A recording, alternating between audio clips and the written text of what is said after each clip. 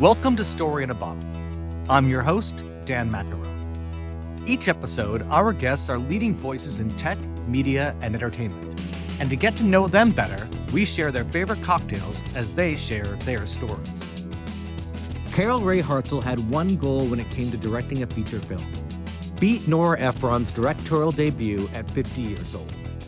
And she achieved it with her film, Love, Reconsidered. But the journey to her behind-the-camera achievement didn't come easy. Over Tito's and sodas, she unveils the ups and downs that got her to her first feature film, which includes an incredible resume of stints at The Late Show with Stephen Colbert, running digital for Frontal with Samantha Bee, and coming up in New York's comedy scene in the early 2000s. Cheers for coming on. Cheers. Thank you. Thanks for having me. Of course. Gosh. So I don't think I've seen you in like 12 years. Yeah. Is that probably. right? Yeah. I mean, I don't remember. The last time I remember hanging out with you was at a bar on... A bar's right. Yeah. On like Greenwich and like 13th. That's like that like divey bar. You, me, Sean, and Mel, I think, were there. Yes. Oh my God. But that's a long time ago. Very long. And Yeah. so wait, when did y'all end Slightly Known People when Rafifi closed? Or No.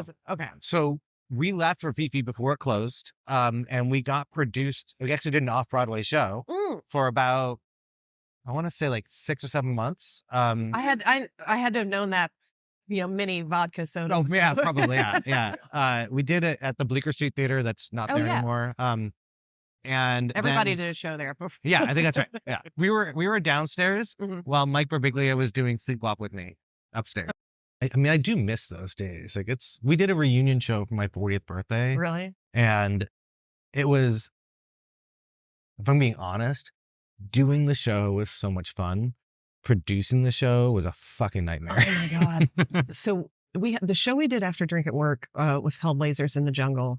And it was kind of similar. Like it was mostly stand-ups, but we would do sketches in between, or just like the barest minimum sketches, more like characters with a little bit added on. Yeah. And we started it at Luca Lounge, which was on Avenue B. Sure. Great venue where anytime it rained inside. And all of the liquor was like, it had like, real labels on it, but he would get like rot gut. Classic bar situation. Oh yeah. Marrying the things. And yeah, totally. But we did shows there for like a year and a half, 2 years until the owner got evicted with all of my tech equipment inside. Like I had $2,000 worth of tech equipment that I just don't have anymore because the police shut the place and I could never get it again. And then we moved to UCB East. Mm-hmm. I took a break for a little bit. Someone else produced it. And then she got tired of doing it. I came back. And then we ran basically until UCB East closed. Mm-hmm. And then the pandemic, UCB East closed. I lost my job. A year went by, then the pandemic happened. And then once the pandemic, you were able to go out again, you were able to start doing shows again. Yeah. Sean and Katina and Matt Little, who was involved in the show, they're all like, you guys want to, I don't know, maybe do a show again? And I was like, no. Like just the PTSD from producing those shows was still right there. I can't believe you did it that long. Yeah. It was actually easy to do at UCB East because they had tech and they did a lot of the work for you. It's still stressful. Like just, you got an hour and you got a bunch of people on, you got to time it just right. And you got to make sure the sketches hit. And maybe sometimes you're in them. And I've just never, anytime it's mentioned to me, hey, do you want to do a show again? I'm like, no, I'm good. All set. Yeah, no, I'm with you. Yeah. And you have a day job and you have like and all the other hustling you're doing, you writing packets or whatever. Yeah. Yeah. Yeah. I mean, Sean and I basically just had to pivot into writing and producing and, whatever paid work we could get. And I think if he could have his way, we would still be doing something. And I'm just like, good luck finding somebody to produce. I mean, I think if it was of the 5 of us from Slightly Known People, I'm probably the one who would be like, let's do a show. Mm-hmm. And they'd all be like, no way. I feel like we're not out of the business because we're still writing and he's an actor writer. I'm a director, writer, producer. We're still doing stuff. And just like comedy, we're not paid for a lot of it. Right. Well, yeah, classic. Yeah. But at least we're still in it. And that feels good. I feel like that's, as long as I'm still working and doing this stuff, I don't need the stress of going to a theater that doesn't want me there. And you have to like beg all your friends to come. Yeah. Be part of. No. All right. Well, I want to talk about some stuff you do now. But let's talk about, first of all, we're drinking Tito's and soda. Tito's and soda. Yes. Just so you know, not to make you feel bad, one of my least favorite drinks in the world is vodka soda. I'm so sorry. So vodka soda is your go-to. It is. I don't know when that started. Like, back in the day when we were all doing a lot of comedy and stuff, I was just always a pint girl. I thought you were going to say drugs, but we were all doing drugs. So. No, I was just like, I'd get a pint, of whatever. It changed every night. Stella or, sometimes Guinness. At a certain point, I just kind of, it's probably the mystery is your 40s. You stop drinking beer so much. That might be true. Yeah. And then it sort of evolved to, I'll just have whatever cocktail this place is good at. Let me, try something new. Sure. And then sometime during pandemic, we started working out and I was like, I'm going to make the healthy choice. It's and the vodka low soda. calorie. And see, I like a vodka tonic. Tonic, terrible for you. I know. And so bad for you. Like if I had a tonic here, I would be so grossed out because I don't have the sugar like that anymore, and it's way too much. Yeah, it's too much sugar, and but yeah, no, this is nice, and I feel like I am. This might be one of the healthier episodes of Story in a Bottle. Oh, fantastic! No matter, it doesn't mean that we're only drinking one of these, by the way. No, we'll do some Jaeger shots too. Oh, good. So I don't know if you remember this. So I'm from Alabama originally. Yep. Now I have across a milestone. I've lived in New York longer than I lived in Alabama. I'm from Boston, and same thing. And so I have found over like the last 5 or 6 years, because I know like when Auburn, my team is playing, I know my brother is having Jaeger shots with his friends, like at kickoff. And if we score, thank God we don't score that much because it would be dangerous.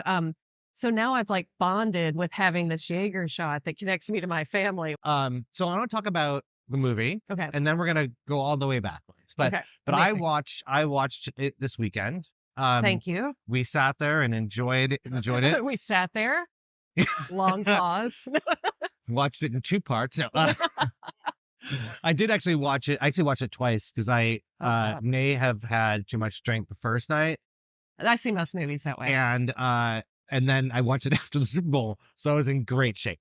But I did. Thank you for sending me a link to it.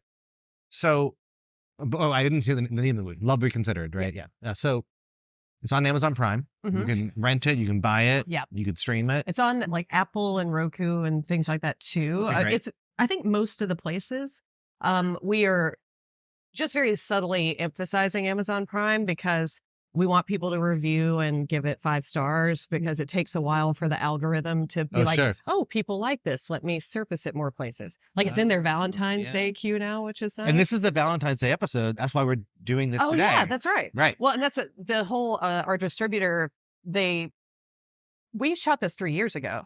And once we got a distributor, they really wanted to wait until this particular time. Because they're like, this is a Valentine's Day movie. Let's have it come out the week before. They said Valentine's Day 2024, not 2023. No, I think they picked it up in April of 2023. So we just missed Valentine's Day. Around April. Yeah. Okay. So it's like, we're not in a hurry. That makes sense. Yeah. So talk to me about like how this comes about. Because I mean, Bart and I were talking about this beforehand. Like any movie is unlikely to happen. Right? Oh my God. Yeah. Like I was just saying this the other day. I did a post with all of a bunch of BTS of the crew, and BTS is behind the scenes. Yeah, for behind those the who don't scenes. know. What am I'm leaning towards this box like that's your mic is right. It's behind the scenes. Everyone. I love it. And I was looking at the photos and looking at those faces. None of those people believed this movie would ever be finished or seen by anybody, which I assume is the feeling every indie movie has when it's being made. Yeah. And I'm going to explain that, but don't let me forget to go back and tell you how I got involved in this because it has an old comedy connection. Great. Yes. So we shot in October, November of 2021. You will know that people were vaccinated by then, but it was still pretty new. Was it required that people were vaccinated on set? It was. But here's what happened. So we had about a 14-day shoot planned, and you saw the movie. It's Not My Dinner with Andre. There's a ton of characters. There's a ton of locations. You got like Love Actually storylines going on with all the different things that are going on there. Insane. And so we were supposed to do all this in 14 days. And we had a pretty decent schedule, like a hard schedule, but a doable schedule. And my DP, Dave Carroll, who I worked with at Full Frontal, years fabulous. He and I had gone through the script. We changed anything we felt like we couldn't accomplish in that time. Like there was a scene at night with it raining. We're like, we're not doing that. It's daytime. It's overcast. And so, we had put together this schedule that we felt like we could accomplish. And on the 4th day of shooting, which was my birthday, and we were like in our groove. We didn't have all of our crew the first 2 days of shooting. And like a lot of the PAs and grips didn't even have gloves and didn't know they needed gloves to be handling lights and stuff. We didn't know they needed it? Maybe they thought they would be supplied for them. I'm not sure. But so the first 2 days were very hairy. And then by day 4, we had our grip, we had our gaffer, and we were coming up with even more interesting shots because we were working on one of the weirder sequences in the movie, which is the nurse and the young guy hitting on her. And so we shot that in a very particular way. And Dave and I are getting so excited about all the shots we're setting up. And it's about midday and we're already planning, like I've ordered a bunch of champagne because we're going to celebrate my birthday after our first AD, Aki, Akshata Hanover. She was like, we are going to end this day on time because we are celebrating your birthday. So everybody's just firing. And then I get called downstairs and the producers are there. And we had tested that morning and 2 people had tested positive for COVID. One was, they were both PAs. One was a PA that we found out he lied about being vaccinated. Oh, fun. The second one was a false positive. He tested negative the next day. But because of the one actual positive, we got shut down for a week. And we are on location with a decent sized indie crew, like 16, 17 people, cast, all in houses that we're paying for. And I'm like, well, this is it. There's no way our executive producer is going to pay for us. Are you shooting out here. east? Like, are you in the Hamptons? Yeah. We're totally in the Hamptons. Which one? Southampton. Okay. So I thought we were dead in the water then. But somehow our executive producer, Ian Stone, he came through and they pulled in some favors from some of the people we were renting houses from. Everybody quarantined for 5 days. We all tested negative, got back to work. Damn. But there were like things all along the way where I was like, oh, this is it. We're dead. We're done. And this is your first movie, right? It's my first movie. Yeah. Oh my God. And so that's a perfect segue to how I got involved with it. So, and I figured this out when I got home from the shoot. Shoot ended up being about, I think we shot 16 days total. So 2 days over, not bad. 2 days over, and we had like a 5-day, couldn't shoot anything in between. So I remember, I think I got home like November 3rd or 4th. And I figured out that from the day I got home to the day I got the first text message about it was 8 weeks exactly. Wow. Yeah. And so the text I got was from Sarah Jo Alaco, who you might remember from the Kissing Booth with Brandy and Sarah, another like amazing comedy sketch show that we all like went to and loved. And everybody smoked pot I at. haven't thought about that show in years. Yeah. It was at the D Lounge. Yes. Yeah. Wow. So Sarah's a casting director now. And I've, check in with her periodically, but we hadn't seen each other that much. And so she texts me one day and she's like, hey, do you know any female directors who are really good at comedy, who want to make a feature that's shooting out in the Hamptons in October? And I'm like, and I start making a list of people and I'm going through the list and like, wait a minute. I look at Sean, who was on the text thread as well. And I think he's probably playing Xbox or something at the time. And I'm like, well, female director, right? He's like, yeah, dumbass. And Sean, by the way, is Sean Crespo. Sean Crespo, my husband. Longtime partner, husband, collaborator. Writing partner, comedy partner, live partner, all the partners. All the partners. You guys tripled, doubled, quadrupled down. We're just partnering so hard. So I erased the list and I said, well, depending on what it is, me. And they sent me the script and there were like so many curveballs in it. And when I got to the end and found out that spoiler alert, she's not with a guy at the end. Like she's just kind of found herself and the line we put in was, I'm good for now. I like that, by the way. Yeah. Well, I'll tell you later because there's a sweet little story about collaboration about how that line or that scene got the way it got. But she did have in this original script, Ruby's alone at the end. Yeah. And I thought, I can absolutely get behind that. There's things I want to punch up. There's, stuff that we'll need to fix to make it more manageable. But I had read Stanley Kubrick's book on filmmaking, and in it, he goes through why he chose to do a whole bunch of movies. And then he says, but the only reason to do your first movie is it's your first movie. So I had said to myself, if there's anything redeemable in this script, I'm doing this movie. And wonderful, there was so much good in it. And so I just jumped in, and part because of that quote, but in part because I was terrified. And like, well, you don't have a job right now. You're free in October. If you're this afraid to do it, just fucking do it. I mean, and you've done enough producing and segment directing and whatever. You know how to put together a story on film. Yeah, and I was already in the process of getting into the DGA because I segment directed at the Kids Tonight show. Right, yeah. Right before that. And so the timing kind of worked out perfectly. And I had this Nora Ephron rule in my head where she didn't actually direct her first film until she was 50. Is that right? Yeah. She had written very popular screenplays. She'd been a journalist for a long time. She was in the business, but she didn't direct the very first movie. Oh, I'm forgetting what it's called. Just in post, can you add me eloquently saying the name of the movie? Of course, yes. It's about a stand-up comedian and her kids. Punchline? Stop Punchline. It's Oh, damn. We'll figure it out. I'll Google it in a second. But yeah, she was like, I think working on it 49, but it came out when she was 50. Okay. And so for a while I said to myself, just direct a movie before you turn 50 so you can be part of this Nora Ephron thing and be an older woman who finally got in. Yeah. I love that. Yeah, that was like all bubbling in my head when this came out. And so you read the script, you were like, I'm doing it. Yeah.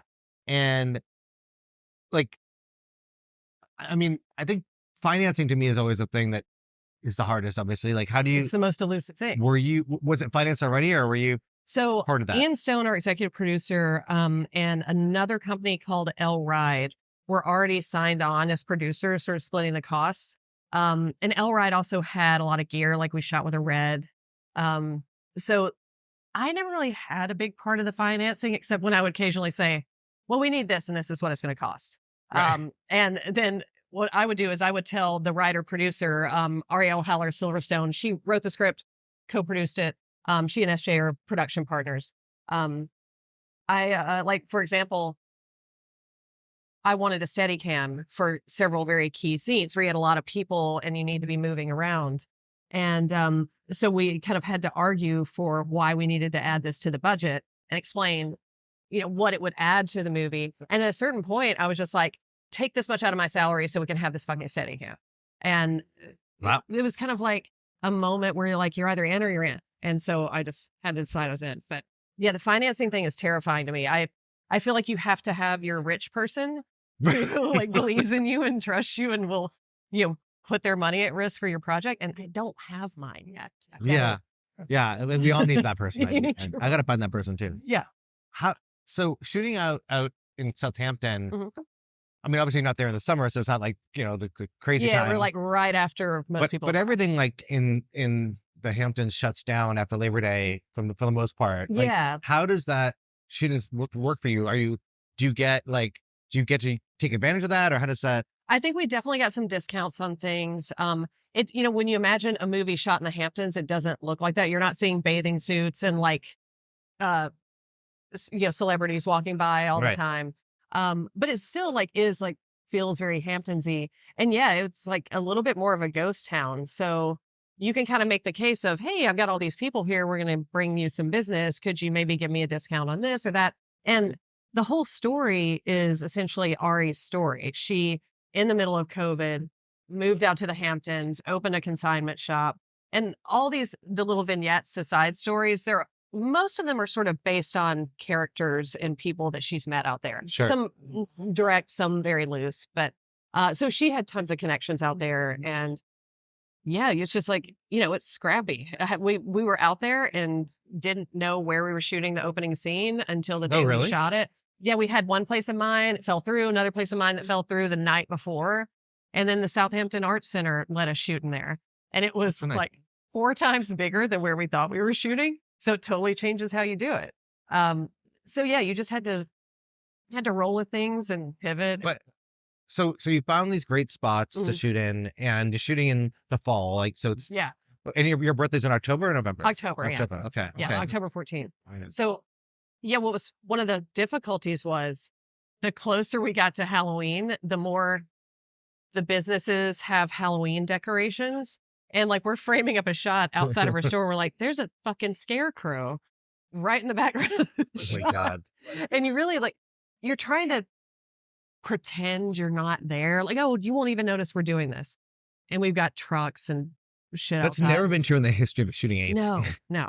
So like, you can't really ask people to move things. You are constantly like reframing shots to get the Halloween stuff That's out actually of it. really nice of you, because I used to like my first bar. I used to lend it out for shoots all the time, and they'd be like, "Yeah, nothing, easy. We're gonna come before you're open, even." I'm like, "Great," and then like they come late, Mhm. and then they're longer than they said they're gonna be. Where what customers are like, porters gonna clean the bar, and they're like, "No, like whatever." Yeah. They're like, "Can we just move your entire alcohol that way?" I'm like, no.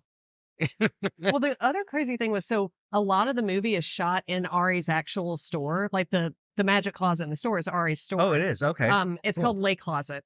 And so there was a lot of shooting where the store was actually open. Like, we'd be mid shot and someone would walk in, "Hey, can I see the new Gucci?" Or like, and then even on days where we'd be in there all day and she would try to close it, people still would just walk right in. Of course, Because it's the Hamptons. And if I want to go buy this discount, Yeah. Oscar de la Renta, I am going to go do that right that's what you do. Yeah.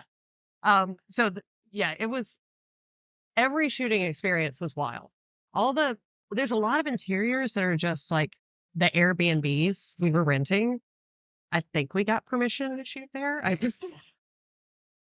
At a certain point, No one needs to know. yeah, It's okay. me and the DP were like, yeah, we're just not going to ask. We're just going to like, this is above our pay grade. I think apologize later is generally a good Yeah. philosophy, and shooting anything. Well, look, and we got distribution, and they are very meticulous about going through all your paperwork and checking stuff, and they put the movie out, so I think we're good. Yeah. If you're gonna yeah. get in trouble now, Yeah, it's all Amazon. too late. Shit. I mean, or whoever.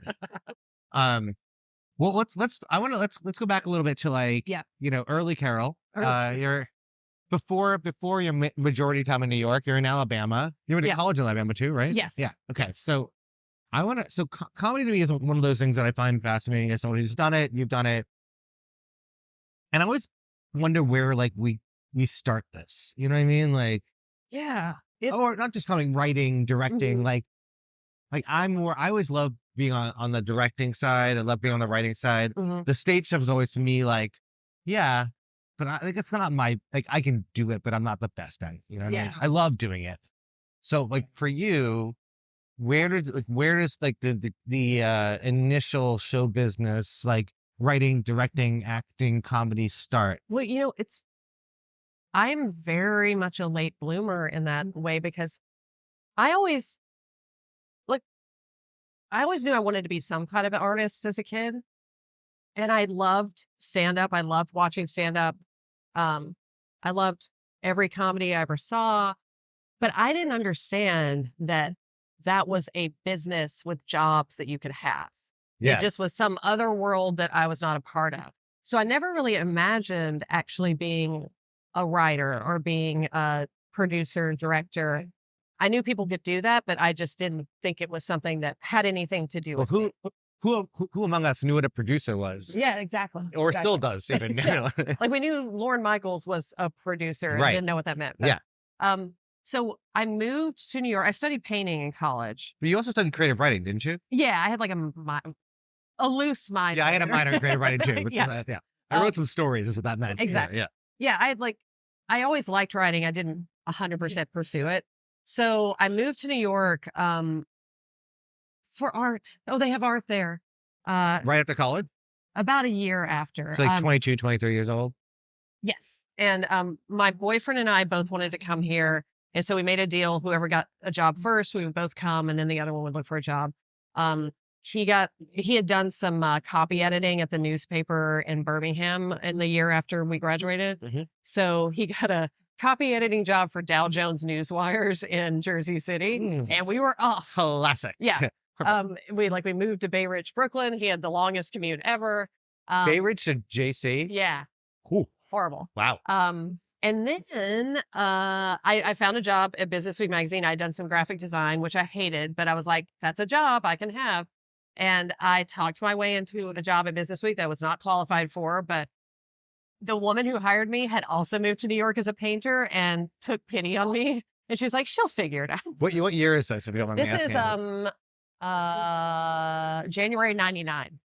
Okay, so I moved Oh my to God. New York. I moved to New I York. gotta drink faster. Yeah, well, it's not called Story in a Ball because it's about the story. No, God damn. I moved to New York in August of '98, so we're Okay. 1 year. Well, I moved October 98. Oh. So crazy. And then I got my job January 99. Oh, okay. And then I broke up with a guy in April 99, sent him packing, and we were off and right. It was a terrible relationship. Where did you live when you moved here? Bay Ridge. Oh, Bay Ridge, right, And you then said that, sorry. when we broke up, I found a studio on the Upper East Side. Okay. So my entree into understanding that this was a world that I could maybe be a part of was a coworker at Business Week. He had a college buddy who ran a show downtown called Moonwork. I don't know if you remember it. I don't know that. Yeah, I don't know that show at all. It was like a long running, they would pack 200 people in. Where was it at? It was at the, it's like Children's Art Center or something, in the West Village. I forget the name of it, but it was like, you would walk in, you'd walk across a playground and then walk up 3 flights to this big kids auditorium. I've never heard of this. It was Oh my amazing. God. It was first place I saw Jim Gaffigan, Demetri Martin. Like, they were a theater company that would fund a summer theater production by doing these shows 3/4 of the year. And they would do like about every 3 weeks, they would do a show. And their hook was you pay $20 to get in, you get free beer while it lasts. Sure you do. Yeah. Yeah. And that makes sense. bam, people just packed in. I seem to remember a show that I did that Yeah. may have promised similar things. Yeah, So wow. That's I cool. go to this show and I'm just immediately hooked and start going to comedy every night I can. And that made me, you've probably been there. It makes you want to start producing your own shows and booking your own comedians and taking more control of it. And so I had started developing a humor website, and that was This is while Drink at you're Work. still at Business Week? Business Week, and then Well, I there's moved. a time, right? Yeah. So it starts at Business Week, and then I moved to the even more glamorous Mutual Funds magazine, because that was a magazine that existed. Who doesn't love mutual funds? I know. Man, I was there 3 glorious years. I let my subscription wane a little bit, and I feel bad. I mean, just hurts my investment. It's like it's such a weird thing because I feel very tenderhearted about it. I was there on 9/11, and I became so close to those people. Yeah. Like 4 of my coworkers stayed over at my apartment that night. Oh my God. And I met my first husband at Business Week. I didn't know you had a first husband. I had a first husband. Look at this. Oh We my are God. both divorced people. I know. This is amazing. and he and I And remarried people. and remarried people. Is that- He and I like didn't really stay friends. We're cordial. Actually, Sean and I have this screenplay we just finished called Divorce Cruise. And it is what it sounds like. I love it already. That title is the best title.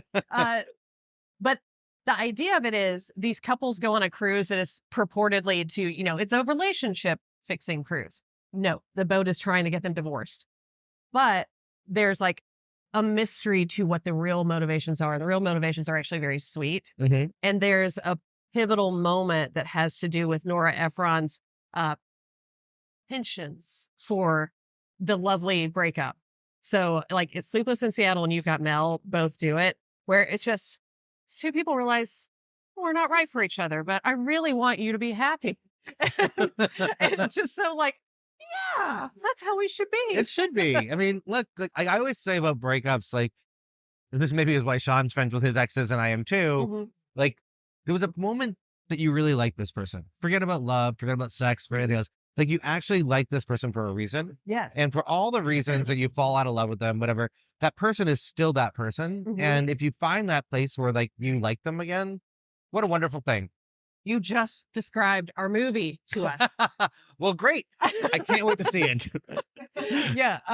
No, it's like it's something that's kind of, it's on both of our minds a lot. And also we were writing this at kind of the worst time of our lives. It's like in the middle of the strike, both out of work. Don't both- tell anyone you were writing it in the middle of the strike. That's a bad idea. Well, no, just personally writing it, not for anybody, not for money. Oh, okay. Yeah, you can work on your personal good, project. You can't good. try to sell them. That's right. That's Yeah. right. Yeah. But Just so we're doing protecting that. you here. Yeah. Thank you. Yeah. I appreciate Yeah. that. And like both of our cats are diagnosed with cancer, I remember reading about this. and they're like I'm so they're sorry. doing fine. They're Yeah. on medication and stuff. But like it was just so much stress. Do we have to move out of our apartment? Can we get by? And we're every night after whatever work we are doing, we go sit and work on this screenplay that is about, maybe you would be happier if you just ended the marriage but stayed friends. And it leads to so many interesting conversations. But at the same time, it's very sweet because we're both like, no, we need each other. We're getting each other through this. Even when one person falls apart because they just can't deal with everything on their mind at the time, the other person, no matter what they're dealing with, is instantly there. Right. And but that is so true. The premise of the story is marriage can fail, love can't if you let it change. Yeah. And the that's way true. you experience that relationship. I want to read this script. Please, can I read it? Oh yeah, I'll send it to you. Please, let's go back to 1999. Yes. Good old 25 years ago. Yeah. So you moved to. So you're. I forget where we were. Yes. So going to comedy shows every night. Yeah. Have the humor website. Drink at Work. Wait, so you hadn't mentioned that start because did you start it yourself? Drink at Work. So That's how I met you. Yes. So the way I started was my husband at the time was a cartoonist, and he also he was writing listicles before people were really writing listicles and sending them to his college friends. Like they had this big mailing list. And I was like, I want to learn how to make a website. So why don't we take all this content and create a website that we can put it on? Yeah. So that's where Drink at Work started. What year is that? God, that's going to be probably 2000, 2001. It was pretty early. I mean, maybe it was 02 or 03, but sometime early 2000s. Was pre 9/11 or post 9/11? I want to say we started working on it pre 9/11. That's great. That's my guess. Cool. And it went through multiple iterations, and then I started kind of finding videos I liked online and posting them there, and then people started submitting me videos. Yeah. And I started going out to shows and then writing about shows on the site. And then eventually we were going to do the first show I ever produced. We were producing a night of one acts that my husband at the time wrote for Fringe Festival. We submitted the I think we had some video. We did a one night at the Bell Theater. I don't remember if you remember the I Bell. do. And I also missed the Fringe Festival. I know. My first acting I ever did in New York was in the Fringe Festival in 2001. Yeah. God, there were so many good things. But yeah, so we wanted to do a fundraiser. So I really wanted to make it a comedy show. Cambry Cruz, who was doing publicity at the time. God, did she open comics or she produced? She was comic? early on the ground. Her of husband's comics. Christian Finnegan, Yeah. right? Yeah. Yeah. Okay. So and she hired me at comics later. Oh yeah, it's on my list here. I got that. Nice. Yeah. So she helped us publicize it, and we had Dimitri Martin at it. And God, I forget who all was on that first show, but we did a game and a fundraiser. Where was this at? Oh, this is at Siberia On the west side. Yeah, like it was way 40th west. Street. Yeah. Didn't have it was like a red light over a black door. Yeah, the guy who owned it, Tracy St. Westmoreland. Yeah. Yeah. Man, I got drunk with that guy a bunch. Because anyways. Yeah. Oh yeah, no. Yeah. John Mulaney was on that show. And John Mulaney, he must have been 20. He was a baby. Yeah. And I knew him because I had gone to see Mike Birbiglia's Comedy and Pizza show. And John had just graduated and had moved to New York. He was working as an intern or something at Comedy Central. Yeah. And he did Birbiglia's show, and I thought he was funny. And I went to see Birbiglia when I was planning my show at Caroline's, and I see little John sitting near the board with a computer, doing something to help Mike. And I go up and I'm like, hey, I saw you at Comedy and Pizza. I'm doing this show. Would you want to do it? And he perks up. He's like, yes, no one's asked me to do a show. Oh my God. I can see it. Yes. Yeah. No one's asked me to do a show. So he was on that. And then our musical act was Langhorne Slim. Oh my God. Yeah. And fucking What Tracy amazing. Westmoreland picked me up at the end of the night and hugged me because we got so many people there, and he already like thought Langhorne was huge. And I saw Langhorne at Moonwork, the show that got me into comedy. So full circle. That's crazy. And that's like before anyone was. I mean, that's my favorite thing about that time that we were working in comedy. Like all these people who we knew and got to work with are. I mean, it's not great for us, but like superstars now. You know, and John being one of them, and also. From the most part, like, well, some of the nicest people I've ever met also. Just, like, people I want to work with, I want to like talk to. So that basically, I did that one show and I was like, done. I want to do this a lot. So we launched the Drink at Work show after that and did it like twice a month at Siberia for a while. Then moved. And how are you? So if you think about Drink at Work and that shows you're doing, like, how are you finding and meeting comedians? Are you going out every night? Like, I was going to shows every single night, and I would see somebody do a set, and I would be like, "Hey, I have this show at this place. I really love your set." I didn't have a business card, but we must have exchanged emails or something, or maybe I probably messaged them on MySpace. No. Okay, so now we're in like the early, like 2004.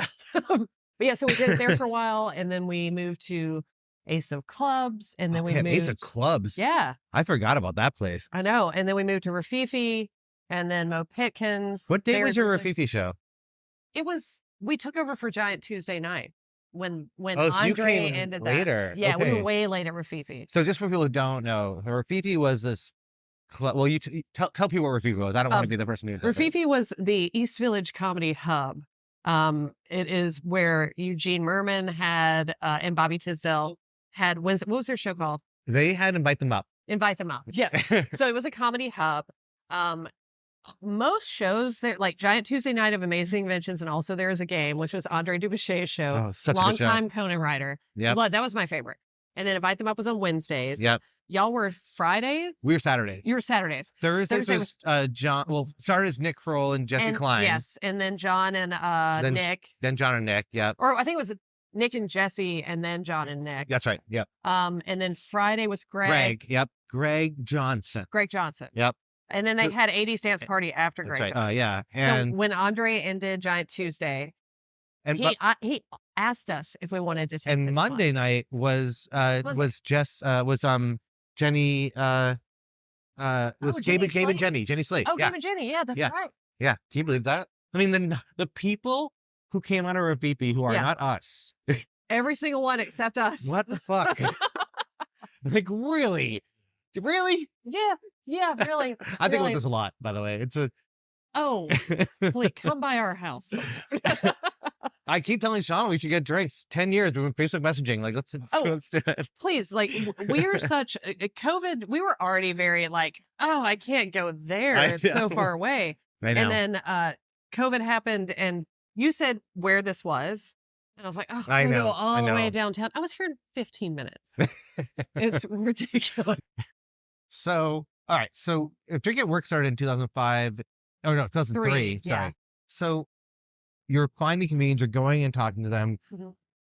Was this a business, or was it just a side project? Was there money being made? Like, how does that? Definitely no money being made. My plans for it were not clear. I just knew it was a world that I wanted to be a part of. And you're still working at Time or Mutual Funds or whatever at that point? Mutual Funds was owned by Time Magazine, or Time Inc. So I was at Time Inc. at that publication and This Old House and Field and Stream for like all those publications, like 6-7 years. I don't know. You were designing? Yeah, like marketing, graphic designer kind of thing. I mean, art director. So what's funny about this is one of my major clients when I was working in advertising from like, no one saw that. I was in between straw and. See, they put the two straws in. Now it's problem. All bets are off. This is going to go through both layers of my pants. I think they have 2 layers of pants. It's cool. It is cool. And it's going to snow later. I know. You'll be sad you don't have a second layer. That's true. That's true. My jeans are going to be soaked from vodka sodas. It's going to smell great on the train. It's going to be great. It has no smell. It's fine. Maybe people, actually it's good because I don't like people. So people move away from me. That's good. Yeah. 2001 to 2006, I worked in advertising. And I will say right now, I was not good at it. but my major client was Time Inc. Oh, and wow. I did a ton of work with This Old House magazine, with Sports Illustrated, with all of them, So doing a bunch of digital, like, direct response work. yeah. So I'm surprised we didn't meet. That's all I'm saying. I mean, we may have. might have. Just forgot. We could have been in the same meeting. Yeah. My boss at Mutual Funds came from Sports Illustrated. Like Oh. he was like, and he has seen my movie and posted about it on Facebook. Well, there you go. Yeah, there you go. Did you give it 5 stars on Amazon though? That's the question. I'm waiting. I'm waiting to see. I don't know. That's the ask. That's Yeah, the ask. that Like, is the- cool. Thanks for posting, but give me the old 5 stars. Please. So okay, so you're working at Time Inc. Going out every night. Yeah, this sounds familiar. Yeah. Bosses maybe notice, maybe they don't. I don't know. I may have gotten fired for doing it. yeah. Doesn't matter. But that's actually a good. Well, I didn't get fired, but Mutual Funds had to get laid off because that magazine did not last that long. I think it existed 2 or 3 years before I started, and I was there for its final 3 years. And I will tell you, we were all devastated when that magazine was closed. I believe that. Yeah. Because it was the weirdest place. I still talk to a bunch of people that I worked with there, which is bizarre. And it wasn't just because you guys were passionate about mutual funds. No, it was not. No. We like the only time I've ever had a Fire Island share was with people that I worked with there. And that's the pull quote for the There it episode right is. there. Boom. Done. No, we were like, there were 3 or 4 women there, and we all became super tight, and we'd go out to Kevin St. James every night. Was it Kevin St. James? Yeah, that's what it's called in Midtown. Just go out to the Irish pub after work almost every night, and then I would leave to go to a comedy show. And so, yeah, I just kind of built this little drink at work show. I won't say empire because we were never that popular, but people, By the way, I thought you guys were popular. I thought you were like big deal. we put such a good face on it, and I did do a really good job on that website, and it looked slick and cool and Oh, fun yeah, it at the did. time. I mean, I looked at you. I was like, I said to Mel and the rest of the group, I was like, we need to know these people That's really because fun. they know what's up. We knew what's up. We just didn't really have. At various times, we had a good audience, but not Fair. consistent. Did we ever Um, do your show? I don't even remember. if Y'all we did. Did we? Y'all did. Terrible um, person. Well, no, I think you did. I can't remember, but you definitely did it at least once. That's how, I mean, we probably, I imagine we would have. Yeah. Because we would have like sketch on once or twice a month. Because and we were y'all hard, did because it. sketch is hard to bring to a stand-up It show. is, especially like I don't understand how y'all did it or how anybody did it. Rafifi was such a small stage, and like I think that what we learned with Rafifi was we did 2 runs there where we did a show. Like we did like a lights up, lights down show. Yeah. And it was fine. It was definitely bringer, but what really changed the game for us was, and this was like me and I think Eric being drunk in my apartment one night. It was when Antonio, remember Antonio? Yeah. Love Oh, Antonio. God, That Antonio. guy. So Antonio used to be like the producer of all of the stuff at Rafifi. Mhm.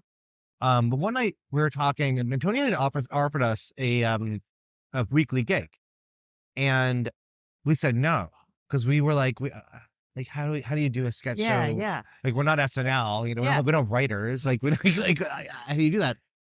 And then one night Eric and I got drunk, and Eric, don't cut this. I'm telling you right now, do not cut this. I will put it back in. We got drunk on my couch, and I was like, we got off of this show, and I'm looking at the lineup, the Wednesday night show, Mhm. the Thursday night show, and no one's big yet. But I was like, and he had offered us Friday night before Greg had it, and I was like, I think we should do this. And he's like, I don't know, and I'm like, I don't know what it is, but we need to do this. Yeah. And he's like, all right. And we were talking about it, and we're like, what? And what we realized is that we needed to become stand-up sketch artists. And so we switched our format. Obviously, we had sketches, Yeah. but everything became, not everything, a lot of it became presentational. So we could do that. Yeah. And I think when we did your show, that was probably what worked. Yeah. Because you can otherwise- you can do the sketch and then you can have the character bit come out, or you Yeah. can have the stand-up bit Yeah. come out. Yeah. Yeah. That's kind of what we did at Lasers, at UCB East and all the Yeah. places. Anyway, sorry, I didn't. No. So you two guys, you're doing the show. Yeah. And, we moved around a bunch, and then when I was working at comics, we started doing it at Ochi's Lounge.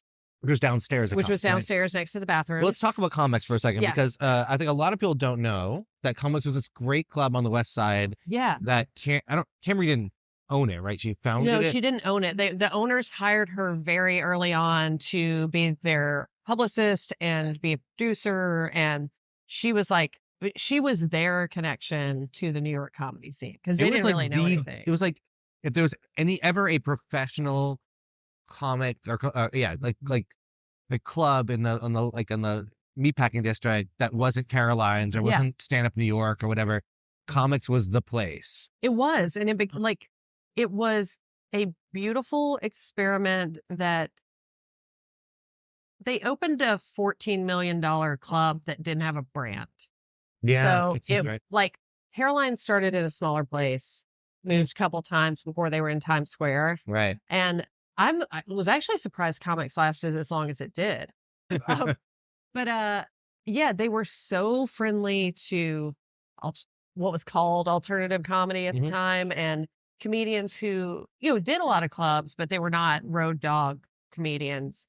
And then they would have their big headliners on the weekend. But Cambry innovated opening the small space in the basement. Yeah. That was like the bar show. And it was phenomenal. It was just a room that had TVs in it. It was a downstairs bar. It was like a rectangle, basically. Yeah, she put the little stage in. Yeah. And so I wanted a tech booth. I was not satisfied with a microphone connected to a speaker. So when I did shows there, I dragged my cart with my mixing board and all of my stuff plugged into the TV so I could show videos. And it was a to-do. And then we started doing Guitar Hero and then Rock Band after parties. So that was even more stuff you have to bring with you. Thank but God. it was very scrappy and fun. And we did amazing shows there. And then I don't know if they closed Ochi's. I can't remember when we moved to Luca Lounge, but there was some reason we had to. Yeah. I think maybe they closed Ochi's or something. Oh, that's right. We had to wait for it. They closed Ochi's. So yeah, it was just basically we closed every venue we were ever at. Good job. Yeah, thank you. You're kind of like what's his name from the guy who from Happy Days who just cancels every show. You know what I'm talking about? Like he did Married with Children. He did that's you. Oh my God. Yeah. Did we talk about anything important? No, we're not done. I do want to talk about your because there are a couple things you've done that I really think are important. I'm trying to figure out how to get there. So I'm gonna skip over some stuff. So you worked on the Late Show. Yeah. And you kind of pioneered their digital work. I probably put pioneer in my resume or something like that. But all right. So I got hired at the Late Show, not Letterman, Late Show with Stephen Colbert, the summer they were developing the show. So before it started. Okay. And we were I have two half full drinks of ice. So what's going on here? Our offices were not that Sullivan Theater when I started. So the digital, they were creating a digital team from scratch. Right. Another job I talked my way into because they had hired a writer, they had hired a shooter editor for their digital team, and they had not hired anybody who knew how to put anything on social media. Oh, tiny challenge there. Yeah, sure. And they were envisioning the other role as a coordinator. And I had worked at Huffington Post for 4 years at that point. As a comedy editor? I was a senior comedy editor there for 4 years. And so, I mean, that was great training in understanding social media and understanding how they're all different. And so I don't know if it's shady. It's a little shady. We were having a party at our apartment. A bunch of people came over, including some comedy people. And I overhear someone saying, "Oh, my friend just interviewed for a digital producer job at Colbert's new Late Show." And I'm like, they're fucking interviewing digital producer people? And Sean went to Immersing with Opus Moreski, who is a writer there still. He was the head writer at the time. And he's still a head writer. I forget what his title is. But Opus has been with Stephen forever. And I was like, Sean, I don't, like asking for favors. I don't like making you ask for favors, but will you just reach out to Opus, send in my resume and say, we all interview her for this. I was like, I'm so born for this. And I got the interview and I went in full of chutzpah and I told them why they were entirely wrong about what they were looking for in this third digital in a very nice way. I love that. In a very nice way. Yeah. But I talked to them about how you use this kind of language on Facebook and this kind of language on Twitter, and the Instagram is looking for this. And I impressed them and I got the gig. And then we just, like, my boss, Rob Dubbin, who was a writer and then was over the digital department going forward, just the most creative, supportive, awesome person. And so he was always like looking for something crazy to do. So the things that I innovated was a lot of our live stream stuff with Rob's just approval and help and excitement. We did so many live streams with John Batista, Stay Human, like some on the stage, some just like walking around the city. I learned new software like OBS, that streaming platform, and how you can kind of almost like a TV control room, you can live switch and stuff like that. So we did all this cool stuff, especially for the abysmal 2020 election. We did so many cool live streams. Wait, you were there through 2020? Was it, 2016? 2016. Oh my God. I'm pretty sure. I was not there in 2020. No, 2016. Yeah. That was a dark time. Remember how I said I was at mutual funds for 9/11? Were you there for that live? Because the live show he did for 2016 for that election was devastating. It was awful. Yeah. And so our live stream that night, we set up a telephone booth in front of the theater that we called the screaming booth. And we had a camera in it. An audience who was waiting to go in could go in there and just scream. And that's what we live streamed for 2 hours. Well, actually several hours, because as the returns started coming in, the screaming became real. Like, it wasn't just, the election's over. It's like, what the fuck? I sat at that table over there and did that live. Not streaming, just live, just screaming, like screaming. I remember at the end of the night when it was clear that he was winning. Yeah. I walked into a room and everybody's just like sitting in the floor watching the news. And it felt like 9/11. It was like my same experience in my office on the day of 9/11 of people just at a loss watching TV. I mean, did you, and I've actually never, I had another Colbert writer on at one point, Daniel Tibblesmith. I love Daniel. Yeah, he's a great guy. Yeah. And I didn't ask him this, but like, did you guys, I mean, you're doing a live show on this election that just goes the other way. Clearly everyone expects it to go towards Clinton. Like, how much had you planned that you didn't do? That's kind of hard to remember. Like, I was not on the writing staff, but I was definitely in a lot of meetings. I think I feel like we left it all on the floor. We changed our live stream for the night after. I'm sure. Because we had planned this whole like self-care, yoga kind of live stream thing. We're like, no, it's not that. If anything, actually, yoga probably would have been a good idea at that point. Well, it was sort of like, it was too positive. Yeah. But I remember sitting there. One of the things I did at that job was I had a box in my office that could record the live feed of the show. So I could pull out any clip I want and suggest to use it for social. It didn't have to wait for it to go through the editing booth, essentially. And I remember sitting there because I was monitoring the whole show and watching Stephen's speech at the end, where he talked about his mom and how she had said, I think this is the year that, she wanted to see a woman become president. Didn't, but she thinks this is the year it happened. Yeah. And I said this at the time, and I don't know if it's right, but it felt like the end of Scrooge, where he has this just cathartic moment. Yeah. And I felt like we just saw Stephen raw, realizing what the world is like right now and expressing what he felt genuinely. And it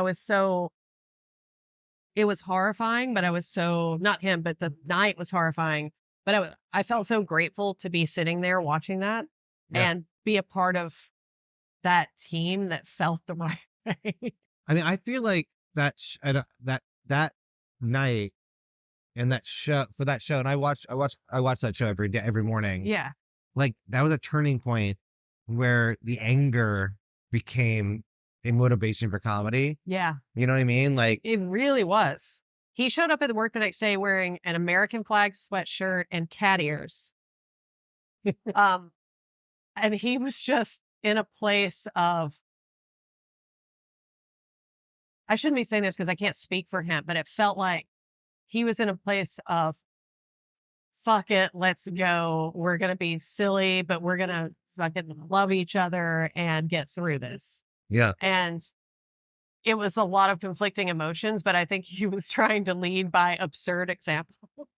I think that, like, look, extreme things help you find your voice. And I wasn't a big Colbert fan, but like, I thought that was a voice where like his transition from the Colbert Report to late night or late show rather. Yeah. Where he like, oh, this is who he Stephen fully Colbert became is. him that night. Yeah. That's an interesting way to look at it. It's not, I don't think entirely wrong either. Yeah. I think Seth Meyers is similar because I think that he, I enjoyed him in late night before, but I feel like he found himself. And I mean, sadly, that's the reason, but like, Yeah. But then you also go and work on, it's not the first late night show hosted by a woman because Joan Rivers did her show. Yeah. But you do Samantha Bee, which is an amazing show. And what is that like for you going to that situation? It felt like, and what's the role? By the way, I don't want to. So I was a digital producer at Late Show, and then I got the opportunity to run the digital department at Full Frontal. And it broke my heart to leave Late Show. Like I loved them, but I was already like in my early 40s, and I was like, if I get an opportunity to be in charge and have more money, I gotta just take it. And of course. So I go to Full Frontal, and it felt like joining the resistance. And it was great. I had this like band of 20-something hooligan women who were like social first and so funny. And we just did crazy things together. And we got a lot of leeway. We always had to get things approved, but is that different than Colbert? You had to get things approved everywhere, but the machinery was slightly different. There were slightly fewer people in between you writing the tweet and the tweet going out. I see. Essentially. Yeah. So we really got to play with being the first people to say something about something. And like our engagement on that was amazing. And we got to do like cool video stuff. And we went to Puerto Rico right after the hurricane. We were at the March for Our Lives in Washington, D.C. Shortly after it started was when the Women's March happened, and everybody went. I stayed at home so one person could be fielding all this content coming in. So I'm like, sadly watched the Women's March on TV, but it was like, it's fine. Yeah. It felt like, it's a show. It's at TBS. It's not scrappy, but it is scrappy. Well, I mean, think about TBS, like you're not network, but so I feel like you have more freedom, maybe? I don't know. Yeah, I think we had a little bit more. Yeah. Yeah. And then, just you're surrounded by a lot of really smart people and they had this at Late Show too, but it's almost like there was even more of a journalistic element in the Full Frontal because it was a little bit more like John Oliver where you're doing these deep dives on things. So you've got a lot of researchers, a lot of people who are good comedy writers, but they have a journalism background. Yeah. And so just kind of watching the stuff they would put together, the sort of stories they would pitch was fascinating. So it was wonderful. What ultimately did you, did the show get canceled or you left the show or what happened in that situation? That you can talk about? Well, the show got canceled. I'm going to say the summer, the year before the strike. Okay. And it was canceled as a tax write-off from the Warner Discovery merger. Lovely. So I know that we're running out of time and the stools are moving very. Oh my God. But like one of the things that like we've dealt with over the past year or two is the writer's strike, is the SAG strike. Like it's such a challenging world to be in as a professional in comedy and theater and movies and entertainment, like as someone you've been like doing it for so long, and I feel like you've had ups and downs, like how do you like, I guess, like, reconcile the day-to-day of this. Like, it's, you have a movie on multiple streaming services. You've had shows you produced that have had wildly successful people on it. You worked with wildly successful shows. Like, how do you like deal with that up and down? Not to be macabre. I'm not being macabre, but I'm just like, no, it's like that's actively what I'm dealing with every day. Like, you know, maybe you know this feeling of when somebody comes and because you put a good face on social, and then people come in, oh, congratulations, like things are just going so well for you. And like, yeah, but I got all these vet bills, and I don't know if I can pay for rent, and I don't know where my next job is coming from, and it's really hard. Like this is essentially what Sean and I talk about every day. Like Sean was out striking 3 to 5 days a week because he's in WGA and SAG. Yeah. And he is unemployed right now, and he worked at Full Frontal. Like he's a really good writer, and we're still writing on our own, trying to like, you make your own fortune, whatever.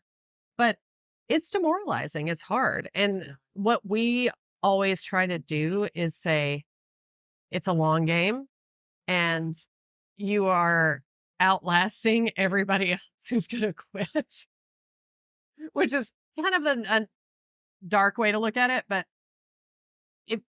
if you love it, you stay in it as best you can. Yeah. And you keep trying to invent more opportunities for yourself.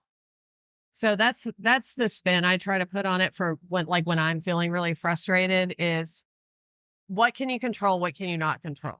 Well, I can control, I'm going to write this short film. Cause I already have it in my head, and I'm going to sit down and make time to write it. Or I'm going to, do this video that I think people will think is funny, and like, I don't know, but you just have to keep trying to create opportunities for yourself. Yeah. And not let the despair in, but don't let it overtake you. Good advice. I'm fucking 49, and yeah, I got that movie done. By the way, got it done. Nora Ephron, you beat her. Yeah. Cheers to that. Thanks so much. That's it for this episode of Story in a Bottle. If you enjoyed this episode, please leave a review for us in the iTunes store or wherever you listen. I'd like to thank our producers at 1459 Production Management and Charming Robots Eric Bowie for his continued production support. And of course, I'd like to thank my guest, Carol Ray Hartsell, for graciously giving us her time.